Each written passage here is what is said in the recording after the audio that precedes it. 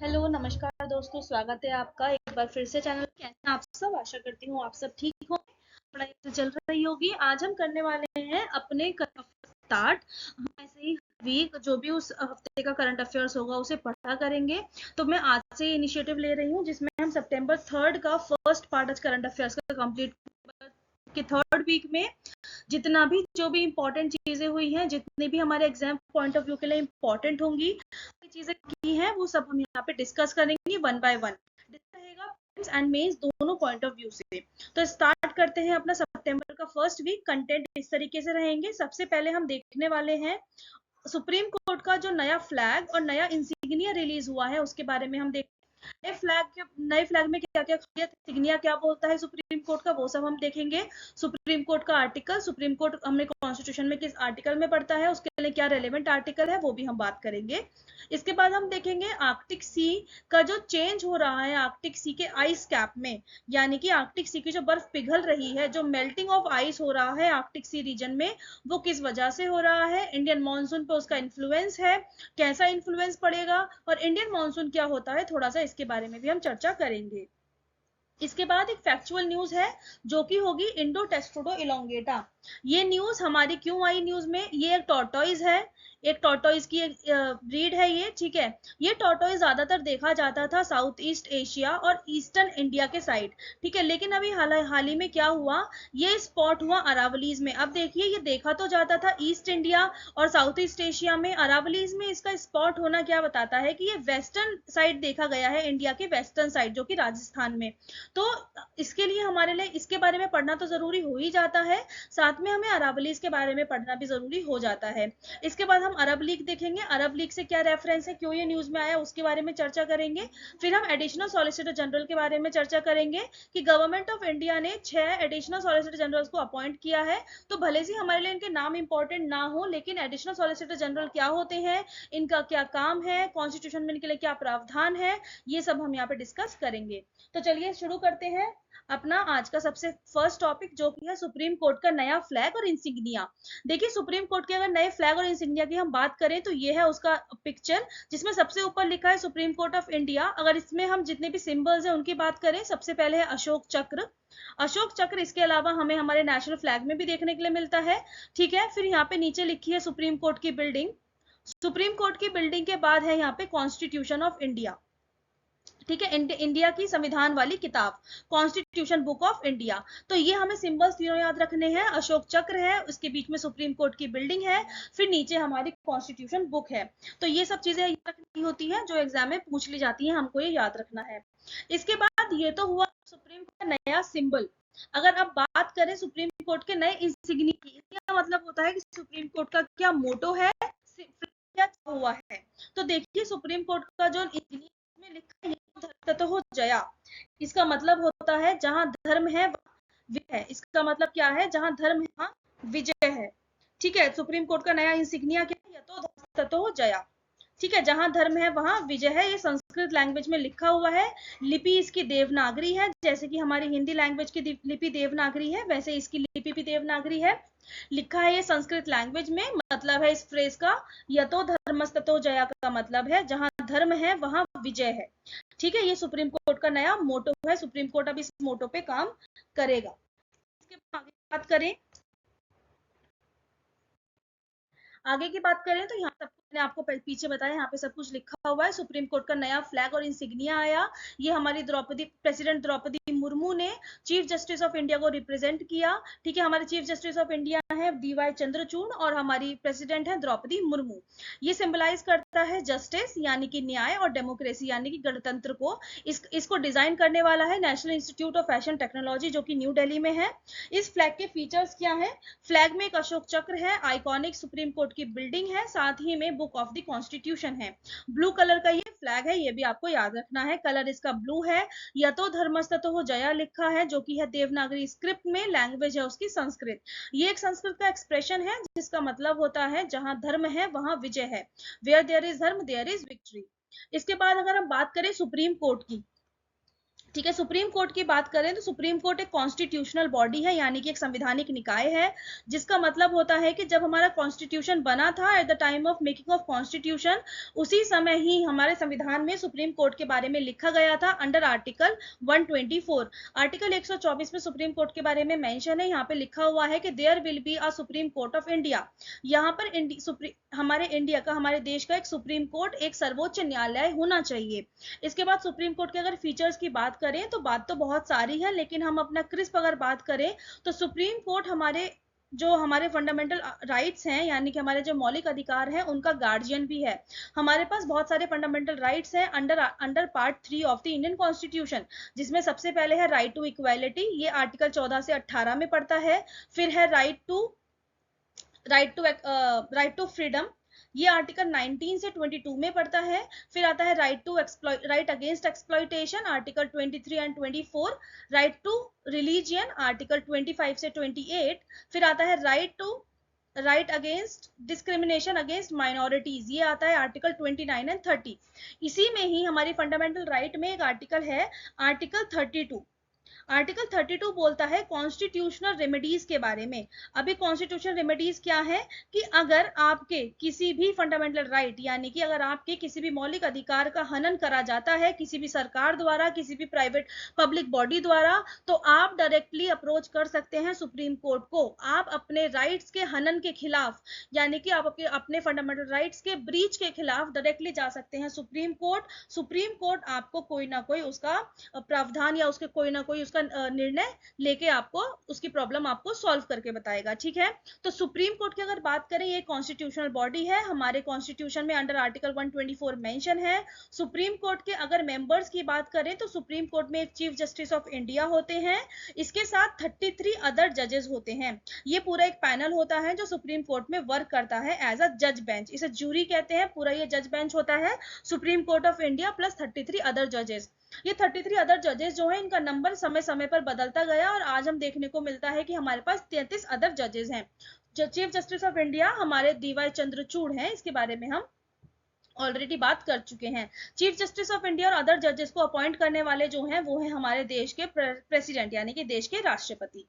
ठीक है, ये सब बातें हम कर ली हमने। अगर हम बात करें, अब हमने राष्ट्रपति के बारे में बोला है, तो राष्ट्रपति से हमारे कॉन्स्टिट्यूशन में कौन सा आर्टिकल है? राष्ट्रपति से रिलेटेड हमारे संविधान में, हमारे कॉन्स्टिट्यूशन में है आर्टिकल 52। हमारे कॉन्स्टिट्यूशन में आर्टिकल 50 के बारे में लिखा है कि there must be a president of India, हमारे देश का एक राष्ट्रपति जरूर होना चाहिए। आर्टिकल 52 क्या स्टेट करता है, क्या बताता है कि there must be a president of India. इसका मतलब है मस्ट बी। देखिए इस फ्रेज पर ध्यान देंगे, मस्ट बी। मस्ट बी का मतलब क्या है कि यहाँ पर होना चाहिए।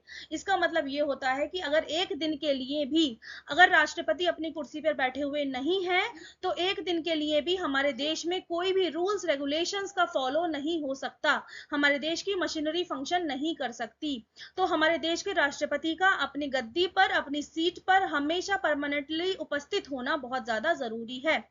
यह है इस लाइन का मतलब, there must be a president of India. अब बात करते हैं, अगर मान लीजिए राष्ट्रपति की किसी अनफोर्सीन कंडीशंस में या अचानक मृत्यु हो जाए, तो उस समय क्या होगा? हमें पता तो नहीं है कि राष्ट्रपति कल नहीं आएंगे, या राष्ट्रपति ने वैकेंसी दे दी, राष्ट्रपति ने रेजिग्नेशन दे दिया, जो कोई भी एक सडन कंडीशंस बन सकती हैं। तो उस केस में क्या है, हमारे कॉन्स्टिट्यूशन में तो लिखा है कि राष्ट्रपति का हमेशा उपस्थित रहना बहुत ज्यादा जरूरी है, लेकिन कुछ सडन कंडीशंस भी बन सकती हैं जो कि हमें ना पता हो, तो उस समय हाथों हाथ तो राष्ट्रपति को हम इलेक्ट करके नहीं ला सकते। तो उस समय क्या होता है, प्रेसिडेंट की जगह, यानी कि प्रेसिडेंट के जब वहां पे प्रेजेंट नहीं है, तो हमारे देश के उपराष्ट्रपति, वाइस प्रेसिडेंट, प्रेसिडेंट की ड्यूटीज को फॉलो करते हैं। ठीक है, मतलब कहने का मतलब ये है कि हमारा जो राष्ट्रपति है वहां पर हमेशा एक पर्सन का प्रेजेंट रहना जरूरी है। विदाउट राष्ट्रपति हमारे देश की कॉन्स्टिट्यूशनल मशीनरी फंक्शन नहीं कर सकती। अगर राष्ट्रपति किसी भी केस में प्रेजेंट नहीं है, तो वाइस प्रेसिडेंट उनकी गद्दी को, उनकी सीट को लेंगे। ठीक है, तो ये सारी बातें हमारे सुप्रीम कोर्ट से रिलेटेड, प्रेसिडेंट से रिलेटेड, और जो भी हमें आर्टिकल इससे पढ़ने थे वो सब मैंने यहाँ पे आपके सामने डिस्कस किए। आपको इसके बारे में याद रखना है कि सुप्रीम कोर्ट का फ्लैग आया, सुप्रीम कोर्ट का इंसिग्निया के बारे में। ठीक है, क्या बोलता है इंसिग्निया? यतो धर्मस्ततो जया, जिसका मतलब होता है जहां धर्म है वहां विजय है। ये सारे जो फैक्चुअल न्यूज है और जो सारी ये मेंस पॉइंट ऑफ व्यू से हमने डिस्कस करा, ये सारे हमको ध्यान रखना रखने हैं। आगे बढ़ते हैं, नेक्स्ट न्यूज है ये कि बहुत ज्यादा इंपॉर्टेंट न्यूज है, रेलेवेंट है GS1 GS3 से, मतलब ये ज्योग्राफी से और साइंस एंड टेक्नोलॉजी वाले पार्ट से, इन्वायरमेंट वाले पार्ट से। ये बोलता है कि impact of Arctic sea changes on Indian monsoon pattern, कि आर्कटिक सी का जो बर्फ है, आर्कटिक सी एक सी है, पहली बात तो हमारे पास ये हमारा ग्लोब है, इसमें लैटिट्यूड्स है, सबसे बीच में है 0 डिग्री जिसे हम इक्वेटर कहते हैं, ठीक है। इसके बाद आता है हमारा tropic of Cancer 23.5 degree north, फिर उसके ऊपर आता है हमारा 66.5 डिग्री नॉर्थ। ये जो 66.5 डिग्री वाला सर्कल है इसको ही हम बोलते हैं आर्कटिक सर्कल, ठीक है। इस आर्कटिक सर्कल में अब देखिए 66 डिग्री से ऊपर पड़ता है तो यहाँ पर कंप्लीटली है आइस। एक आर्कटिक एक सी है, एक समुद्र है जिसको बर्फ ने घेरा हुआ है, ठीक है। आर्कटिक के ऊपर पूरी की पूरी बर्फ है। अब शोधकर्ताओं ने ये बताया कि आर्कटिक सी की जो बर्फ है वो पिघलती जा रही है। ये पूरा आर्कटिक सी रीजन है, ये पूरा मैप है उसका, आप देख सकते हैं। अब बात करते हैं कि हमारा ये आर्कटिक सी इतनी तेजी से क्यों पिघल रहा है। सबसे पहला पॉइंट है ग्लोबल वार्मिंग। ग्लोबल वार्मिंग माने वैश्विक तपन। इसका मतलब क्या होता है कि हमारा जो पूरा ब्रह्मांड है, पूरा हमारा जो प्लेनेट है वो एक रफ्तार से गर्म होता चला जा रहा है। उसका टेम्परेचर प्रति वर्ष किसी ना किसी डिग्री सेल्सियस से इंक्रीज होता चला जा रहा है, ठीक है। ये तो हमने बात करी ग्लोबल वार्मिंग की। ग्लोबल वार्मिंग के रीजन बहुत सारे होते हैं, जैसे कि एक होता है ग्रीन हाउस गैस एमिशंस, ठीक है, हाई कार्बन डाइऑक्साइड एमिशन, ये सारी चीजें। तो ये सब क्या होती है, ये गैसेस जो होती हैं, जैसे हमारा ये अर्थ का सरफेस है, अर्थ सरफेस है, सन कुछ हीट एनर्जी अर्थ की तरफ लेके आता है। अर्थ की कैपेसिटी होती है कि कुछ रेडिएशंस को वापस से रिफ्लेक्ट बैक कर देने की एटमॉस्फेयर में, लेकिन एटमॉस्फेयर में ग्रीन हाउस गैसेस प्रेजेंट है, एटमॉस्फेयर में कार्बन डाइऑक्साइड जैसी गैसेस प्रेजेंट है हाई मात्रा में। तो क्या होता है, जो ये टेरेस्ट्रियल रेडिएशंस होती हैं ये एटमॉस्फेयर को क्या करती हैं, ये गैसेस इन टेरेस्ट्रियल रेडिएशंस को कैप्चर कर लेती हैं। अब ये टेरेस्ट्रियल रेडिएशंस गर्म है, ये हमारा जो धरती गर्म हुई उसके बाद ये रेडिएशंस वापस से धरती ने रिफ्लेक्ट बैक करी एटमॉस्फेयर की तरफ। ये रेडिएशंस गर्म होती हैं, ये हॉट होती हैं, और ये गैसेस जो हैं इन्हें कैप्चर कर लिया, इन्हें एब्जॉर्ब कर लेती हैं, इन्हें रिलीज नहीं होने देती वापस से स्पेस में। तो धीरे धीरे क्या होता है, हमारा जो प्लैनेट का टेम्परेचर है वो बढ़ता चला जाता है, इसे ही हम बोलते हैं ग्लोबल वार्मिंग। ये तो हमने बात करी ग्लोबल वार्मिंग की। अब ये ग्लोबल वार्मिंग का असर आर्कटिक सी पे क्यों हो रहा है, देखिए वर्ल्ड मेट्रोलॉजिकल ऑर्गेनाइजेशन के अकॉर्डिंग, विश्व मौसम विभाग के अकॉर्डिंग ये बताया जा रहा है कि जो आर्कटिक सी रीजन है उस पे जो ग्लोबल वार्मिंग का असर है वो नॉर्मल हमारे जो पूरा प्लैनेट है उससे ऑलमोस्ट 7 टाइम्स ज्यादा है। आर्कटिक सी रीजन में जो पूरे प्लैनेट का ग्लोबल वार्मिंग का इफेक्ट है वो 7 टाइम्स ज्यादा हो रहा है, यानी कि वहां पर ज्यादा गर्मी डेवलप हो रही है। अब देखो global warming Arctic sea reason पे बढ़ेगी तो टेम्परेचर आर्कटिक सी रीजन का बढ़ेगा, यस बढ़ेगा। अगर बात करूं मैं पूरे प्लैनेट की तो अराउंड 1.1 डिग्री सेल्सियस से एक साल में टेम्परेचर इंक्रीज हो रहा है ड्यू टू ग्लोबल वार्मिंग, ठीक है। Global warming Arctic sea reason में बहुत ज्यादा इंपैक्टफुल है, 7 गुना ज्यादा, 7 times more as compared to all the planet of the all the planet, पूरा का पूरा हमारा जो planet है उसके कंपैरिजन में अगर बात करें तो आर्कटिक सी में 7 गुना ज्यादा तपन, यानी कि 7 गुना ज्यादा हमें ग्लोबल वार्मिंग देखने को मिलती है। ग्लोबल वार्मिंग रिजल्ट करती है, क्या करती है, टेम्परेचर इंक्रीज करवाती है। टेम्परेचर इंक्रीज करने से अभी मैंने बोला कि आर्कटिक सी पूरा का पूरा कंप्लीटली कवर्ड है किससे, आइस से, बर्फ से। अब टेम्परेचर की वजह से बर्फ की क्या होगी, मेल्टिंग होगी, ठीक है, बर्फ की मेल्टिंग होगी। देखिए यहाँ पे 2 पॉइंट लिखे हैं, आर्कटिक एम्प्लीफिकेशन। आर्कटिक एम्प्लीफिकेशन का मतलब है कि as compare to the planet Earth planet को कंपेयर करें और आर्कटिक सी रीजन को कंपेयर करें तो आर्कटिक सी रीजन का ग्लोबल वार्मिंग इफेक्ट बहुत ज्यादा है एज कंपेयर टू पूरा अर्थ, ठीक है। तो उसे ही बोलते हैं हम आर्कटिक एम्प्लीफिकेशन। अब ये एल्बिडो इफेक्ट क्या है वही मैं यहाँ पे समझा रही हूँ। देखिए ग्लोबल वार्मिंग से टेम्परेचर राइज हुआ, टेम्परेचर राइज होने की वजह से जो आर्कटिक के ऊपर आइस है वो आइस मेल्ट होती है। आइस के मेल्ट होने की वजह से अब यहाँ पर ना एक चीज होती है एल्बिडो। एल्बिडो क्या होता है, एल्बिडो वो होता है कि हमारा जो सन है वो कुछ लाइट एनर्जी अपनी नीचे भेजेगा, तो यहाँ पर कुछ बॉडीज होती हैं जिनकी कैपेसिटी होती है कि वो सन की लाइट को वापस से रिफ्लेक्ट बैक कर दें, जिसमें से 2 हम बहुत मेजरली देखते हैं, एक तो मिरर्स यानी कि कांच, और दूसरा स्नो यानी कि बर्फ। बर्फ भी एक तरीके की कांच जैसी ही होती है, जो कि होती है सबसे ज्यादा एल्बिडो होता है फ्रेश स्नो का, ठीक है। तो जितना ज्यादा यहाँ पे सूरज ने अपनी लाइट भेजी, जितना ज्यादा सूरज ने अपनी हीट भेजी, सन के स्नो के पास ये कैपेसिटी है कि उतनी वापस से हीट वो वापस से एटमॉस्फेयर में रिफ्लेक्ट बैक कर देगा। सन का एल्बिडो जो होता है ऑलमोस्ट 94% होता है, यानी कि सन की पूरी 94% हीट स्नो वापस से रिफ्लेक्ट बैक कर देता है, कुछ एब्जॉर्ब ही नहीं करता। अगर इसी के ही ऑपोजिट में बात करूं ओशियंस की, यानी कि पानी की, पानी का जो एल्बिडो इफेक्ट होता है वो ओनली 6% देखा जाता है, यानी कि पानी का सबसे ज्यादा कम एल्बिडो है। पानी में जब हमारे हीट पड़ेगी, सन की हीट रेज आएंगी, तो पानी में बहुत ज्यादा हीट एब्जॉर्ब होती है। पानी की एक कैरेक्टरिस्टिक होती है कि पानी देर से ही गर्म होता है और देर से ही ठंडा होता है।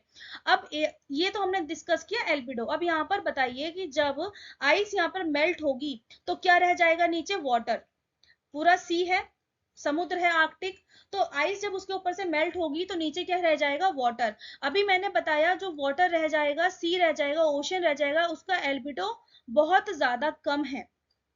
वो क्या करेगा? ज्यादा से ज्यादा हीट, सन की हीट, सोलर हीट को एब्जॉर्ब करेगा। अब जब एल्बिडो बहुत ज्यादा कम है तो टेम्परेचर राइज बहुत ज्यादा हो जाएगा आर्कटिक सी रीजन में। तो यही बहुत ज्यादा मेजर पॉइंट है जो कंट्रीब्यूट कर रहे हैं आर्कटिक सी रीजन की जो बर्फ है उसे पिघलाने में। सबसे पहला आर्कटिक एम्प्लीफिकेशन की अगर बात करें ग्लोबल वार्मिंग की, जो पूरे प्लेनेट अर्थ के ग्लोबल वार्मिंग रेट है वो आर्कटिक सी रीजन में 7 गुना ज्यादा देखने को मिलते हैं। अगर हमारा पूरा अर्थ 1.1 डिग्री सेल्सियस से गर्म हो रहा है हर साल, तो उससे 7 गुना ज्यादा आर्कटिक सी गर्म हो रहा है।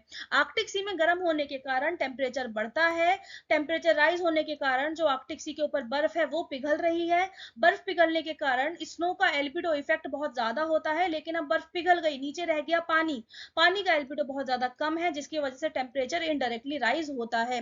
तो ये सारे फैक्टर कंट्रीब्यूट करते हैं हमारा आर्कटिक सी की बर्फ को पिघलाने में, आर्कटिक सी मेल्टिंग में यही सारे रीजन कंट्रीब्यूट करते हैं। और सबसे ज्यादा हाईएस्ट मेल्टिंग देखने के लिए मिलती है हमें बेरेंट सी रीजन में। ये बेरेंट सी वाला कौन सा एरिया है? ये नॉर्थ नॉर्वे और नॉर्थ रशिया वाला एरिया है बेरेंट सी रीजन।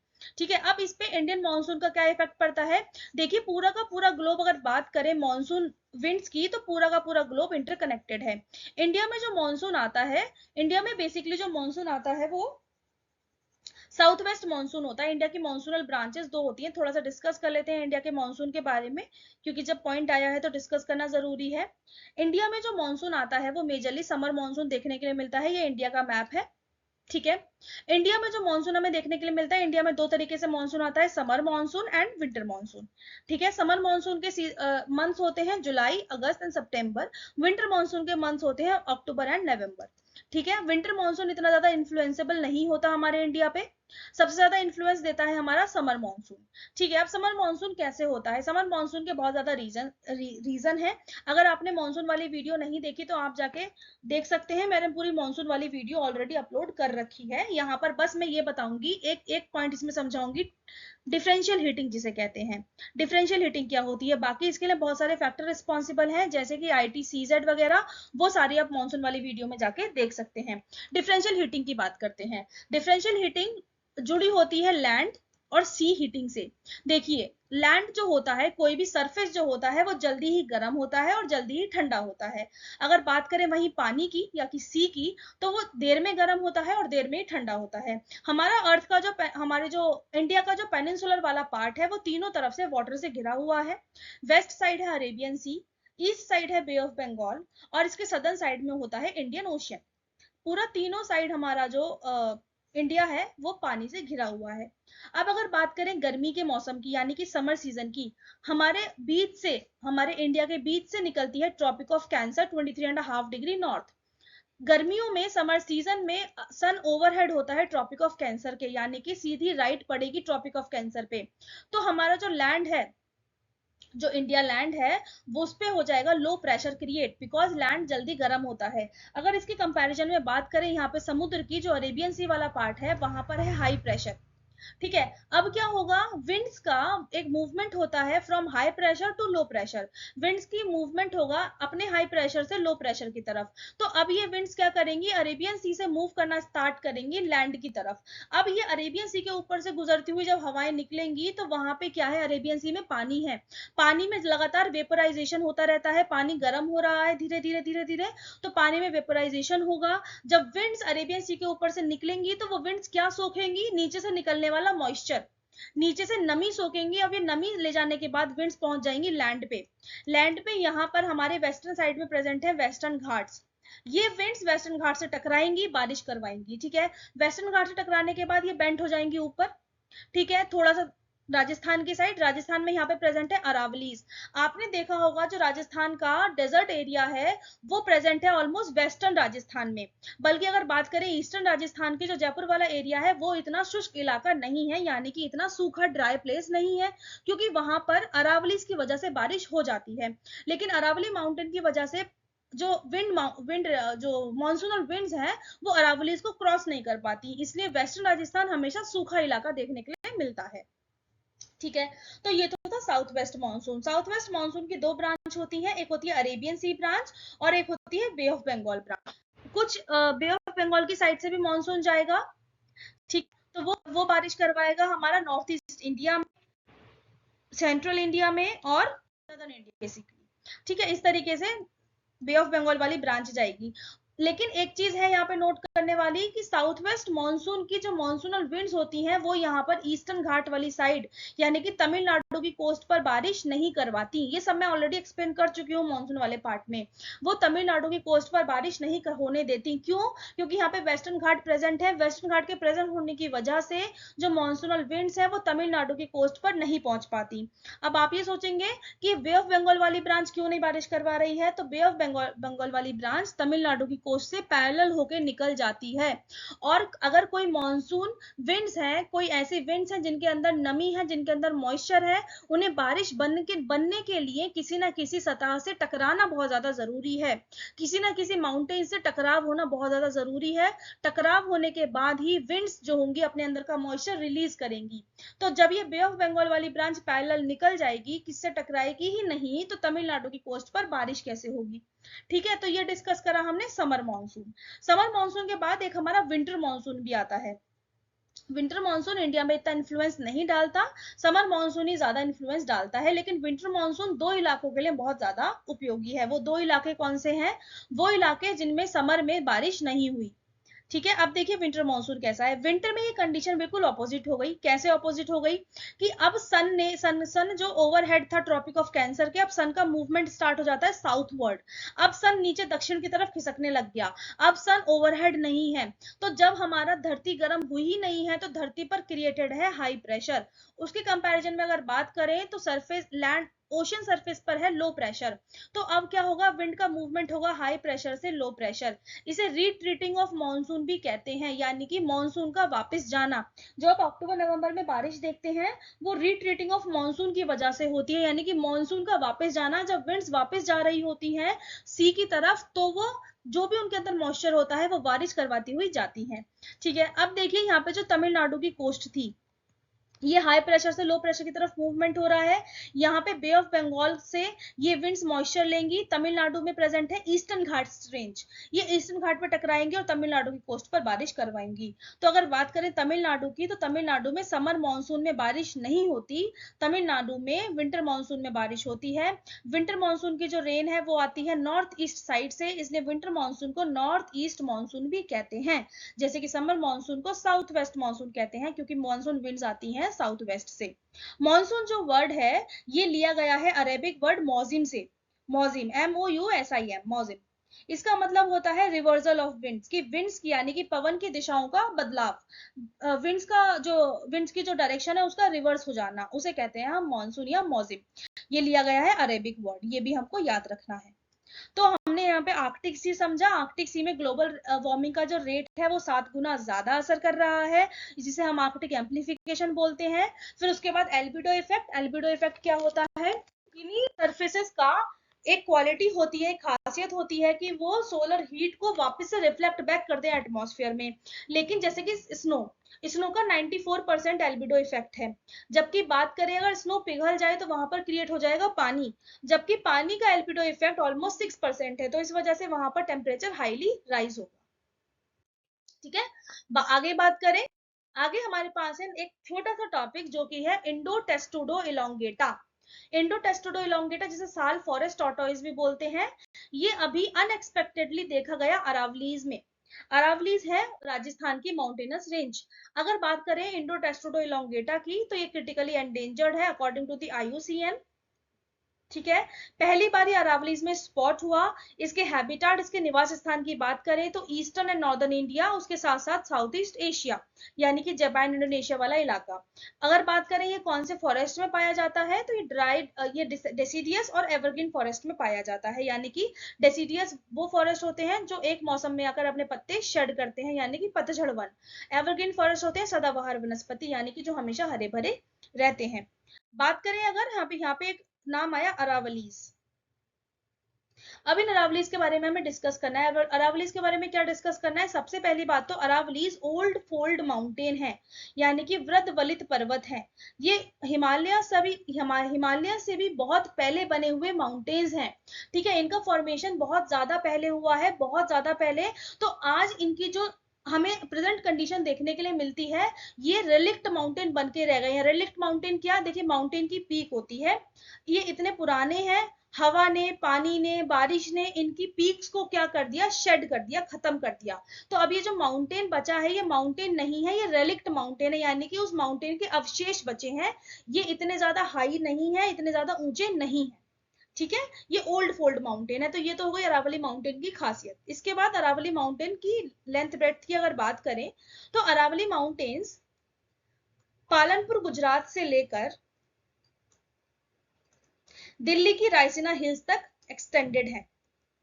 ठीक है, पालनपुर गुजरात से लेकर दिल्ली की रायसीना हिल्स तक एक्सटेंडेड है। रायसीना हिल्स वही वाला पार्ट है जहां पे आप पार्लियामेंट हाउस और राष्ट्रपति भवन देखेंगे। ठीक है, रायसीना हिल्स तक एक्सटेंडेड है from Palanpur Gujarat to Raisina hills. अगर बात करें डिस्टेंस के केस में तो 698 किलोमीटर इनकी टोटल लेंथ है, जिसमें से सिर्फ और सिर्फ 550 किलोमीटर ये राजस्थान में ही एक्सटेंडेड है। ठीक है, ये राजस्थान में ही एक्सटेंडेड है।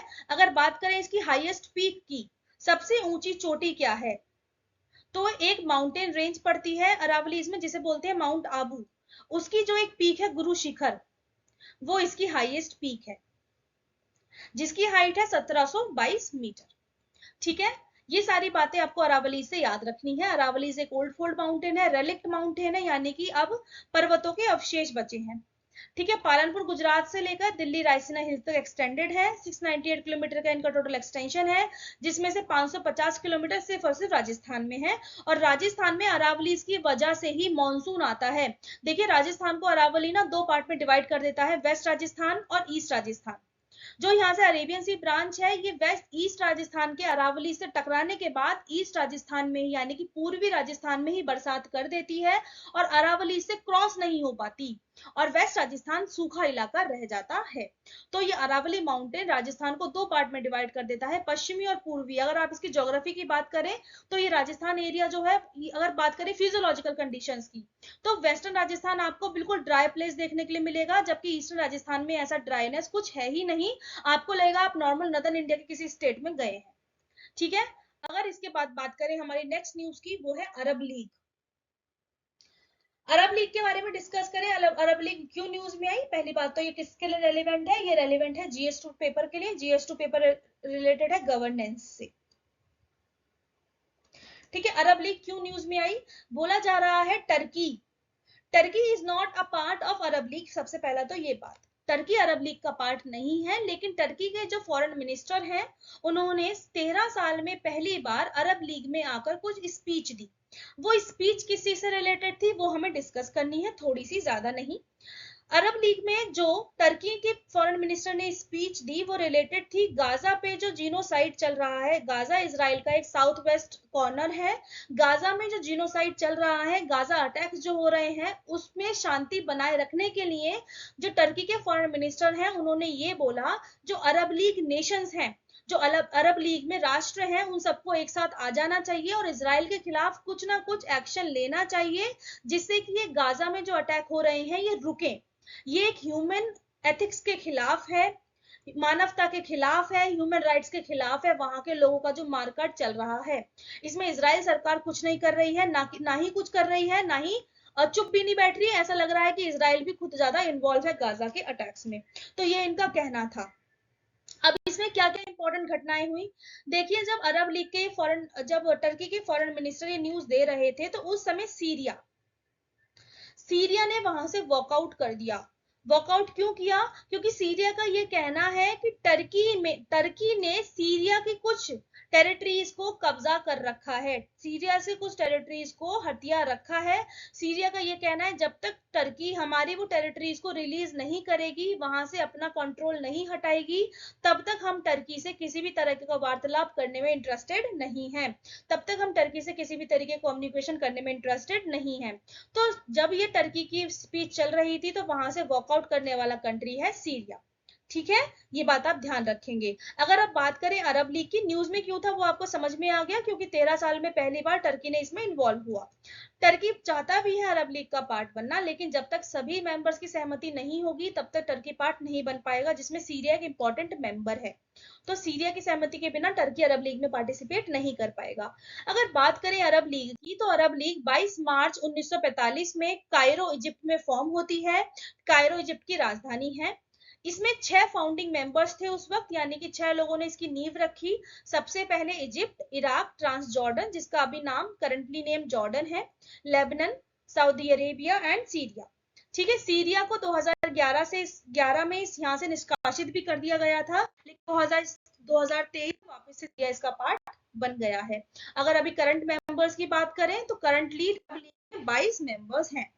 ठीक है, फाउंडिंग मेंबर्स मिलाकर करंटली अभी अरब लीग में 22 मेंबर्स हैं, जिसमें से 6 फाउंडिंग मेंबर्स थे। अगर ऑब्जर्वर स्टेट्स की बात करें, देखिए ऑब्जर्वर स्टेट किसी भी ऑर्गेनाइजेशन के कौन से स्टेट होते हैं? वो स्टेट होते हैं जिनको उस लीग में पार्टिसिपेट नहीं करना, सिर्फ बाहर से बैठकर वो देखेंगे कि उस ऑर्गेनाइजेशन में, उस संघ में क्या चल रहा है। ठीक है, तो 5 ऑब्जर्वर स्टेट्स हैं, जिसमें से Armenia, Brazil, Eritrea, India and Venezuela. India is also observer state for Arab league. Arab league की अगर ऑफिशियल लैंग्वेज की बात करें तो ये किस लैंग्वेज में अपना काम करती है? कार्यकारी लैंग्वेज क्या है अरब लीग की? कार्यकारी लैंग्वेज है अरब लीग की अरेबिक। ठीक है, इसमें ज्यादातर मुस्लिम कंट्रीज और अरब नेशंस हैं। टर्की ने सबसे पहली बार 13 साल बाद पहली बार इस लीग में कुछ स्पीच दी। टर्की की स्पीच के दौरान सीरिया ने मीटिंग लेफ्ट आउट कर दी। टर्की का पॉइंट ऑफ व्यू था कि सारे अरब नेशंस को एक साथ आ जाना चाहिए और गाजा में जो वॉर हो रहा है उसे एंड करवाना चाहिए। सीरिया और टर्की में एक कॉन्फ्लिक्ट है, वो कॉन्फ्लिक्ट मैं आपको बता चुकी हूँ। वो कॉन्फ्लिक्ट है due to the territorial control by the Turkey. Syria का ये कहना है कि टर्की ने सीरिया की कुछ टेरिटरीज को कंट्रोल कर रखा है। टर्की जब तक अपना कंट्रोल वहां से नहीं हटाएगा हम उससे कोई भी बात नहीं करेंगे। तो ये था सीरिया एंड टर्की का रिलेशन, और टर्की की वजह से अरब लीग न्यूज में आई। अगर बात करें हमारी आज की लास्ट न्यूज, जो की है गवर्नमेंट ऑफ इंडिया ने 6 सीनियर एडिशनल सॉलिसिटर जनरल्स को अपॉइंट किया। रेलिवेंट है GS2 यानी गवर्नेंस के पेपर से। ठीक है, ये न्यूज क्या था कि गवर्नमेंट ऑफ इंडिया ने 6 senior advocate additional solicitor generals को अपॉइंट किया। ठीक है, अब ये सॉलिसिटर जनरल्स क्या होते हैं? सबसे पहली बात तो ये देखिए, एक एक करके सब चीजें समझेंगे। एक होते हैं हमारे attorney general. Attorney general is a constitutional post. Constitutional post का मतलब है कि इनके बारे में कॉन्स्टिट्यूशन में ऑलरेडी लिखा हुआ है अंडर आर्टिकल 76। आर्टिकल 76 के अंदर ये लिखा हुआ है कि there shall be attorney general of India, and उनकी ड्यूटी क्या है? गवर्नमेंट ऑफ इंडिया के जितने भी लीगल मैटर्स हैं उसमें गवर्नमेंट ऑफ इंडिया को रिप्रेजेंट करना in supreme court and in any of the high courts. ठीक है, ये लिखा हुआ है कॉन्स्टिट्यूशन में।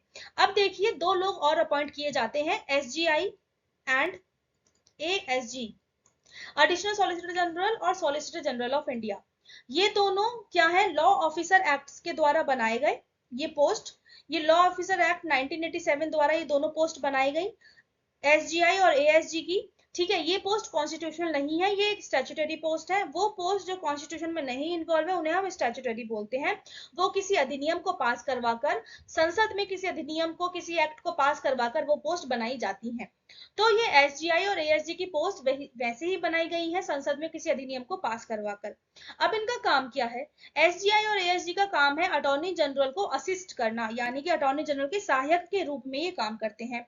ये पूरा एक पैनल होता है जो गवर्नमेंट ऑफ इंडिया यानी कि सरकार के जो भी लीगल मैटर चलते हैं उनमें एडवोकेसी करने का काम करते हैं ये पूरा panel, attorney general, SGI and एएसजीआई। ठीक है, इसके बाद अटॉर्नी जनरल को हम highest law officer of India भी बोलते हैं। देश का सर्वोच्च कानून वकील इसे बोला जाता है, कानून अधिकारी किसको? अटॉर्नी जनरल ऑफ इंडिया को। ठीक है, इसके बाद अगर बात करें अटॉर्नी जनरल ऑफ इंडिया के वर्क की, अटॉर्नी जनरल ऑफ इंडिया का काम है गवर्नमेंट ऑफ इंडिया के लीगल मैटर्स में एडवोकेसी करने का। एसजीआई और एएसजी का काम है उनमें क्या करने का? उनको असिस्ट करने का। अगर बात करें अटॉर्नी जनरल के टेन्योर की, तो अटॉर्नी जनरल का टेन्योर कुछ भी कॉन्स्टिट्यूशन में मेंशन नहीं है। कॉन्स्टिट्यूशन में ये लिखा हुआ है as per the government of India decide. Government of India decide नहीं, president decide, sorry, president decide, कि जैसा प्रेसिडेंट चाहेंगे वैसा उनका टेन्योर रख सकते हैं, क्योंकि इनकी अपॉइंटमेंट भी प्रेसिडेंट द्वारा की जाती है। देखिए, अगर किसी का अपॉइंटमेंट प्रेसिडेंट द्वारा किया जाएगा तो उसका रिमूवल भी प्रेसिडेंट द्वारा ही किया जाएगा, यानी कि उसको रिमूव करने के लिए अथॉरिटी भी प्रेसिडेंट के पास ही होगी, क्योंकि उसे नियुक्त करने की अथॉरिटी प्रेसिडेंट के पास है। ठीक है, प्रेसिडेंट प्रिस्क्राइब कर सकते हैं कि कितने टर्म के लिए हम अटॉर्नी जनरल ऑफ इंडिया बना रहे हैं। अगर वही बात करें एएसजी की और एसजीआई की, इनका टेन्योर मेंशन है जो कि है 3 साल। इनका टेन्योर हर साल गवर्नमेंट ऑफ इंडिया डिसाइड करता है। ये डिसीजन डिपेंड होता है गवर्नमेंट ऑफ इंडिया के ऊपर कि जितना हमारी भारत सरकार चाहेगी इनका टेन्योर डिसाइड कर सकती है। अभी जो न्यूली अपॉइंटेड जो अटॉर्नी जनरल, अभी जो न्यूली अपॉइंटेड सॉलिसिटर जनरल्स और एडिशनल सॉलिसिटर जनरल्स अपॉइंट हुए हैं वो 3 साल के लिए अपॉइंट हुए हैं गवर्नमेंट ऑफ इंडिया द्वारा। ठीक है, ये नंबर चेंज भी हो सकता है किसी भी साल, जैसा इंडिया की सरकार चाहेगी। ठीक है, तो ये सारा आज की हमारी करंट अफेयर्स की इंपॉर्टेंट न्यूज थी। फर्स्ट पार्ट है इसका, सेकंड पार्ट भी जल्दी आएगा। ये सितंबर के 3rd वीक की न्यूज है। आई होप आपको समझ में आया होगा। कोई प्रॉब्लम है तो आप कमेंट डाउन कर सकते हैं। बाकी ये हमने मेंस और प्रीलिम्स पॉइंट ऑफ व्यू से डिस्कस किया। इस लेक्चर से बस इतना ही। जल्दी मिलूंगी आपसे नए वीडियो के साथ, तब तक के लिए बाय बाय, थैंक यू, धन्यवाद।